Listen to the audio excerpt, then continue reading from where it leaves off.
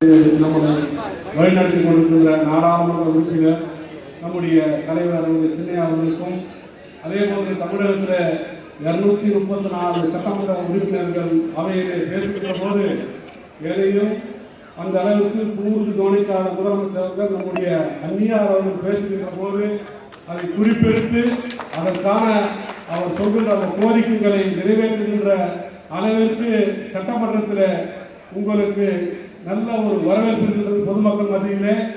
அந்த அளவிலே எங்களுக்கு சென்னையா கிடைப்பது போல இங்கே இருக்கின்ற நம்முடைய இளம் தாய்மார்களுக்கும் இளம் பெண்களுக்கும் நம்முடைய அந்நியார் கிடைத்திருக்கின்றார்கள். அவங்க இருவருக்கும் வணக்கத்தை தெரிவித்துக் கொண்டு தீர்மானம் 11 நெல் குண்டார் ஒன்றுக்கு விவசாயிகளுக்கு ரூபாய் 3500 கரும்புக்கு டன் ஒன்றுக்கு ரூபாய் 5000 இந்த தமிழக அரசு வழங்க வேண்டும் என்று இந்த பொதுக்குழு வலியுறுத்துகிறது. நன்றி, வணக்கம்.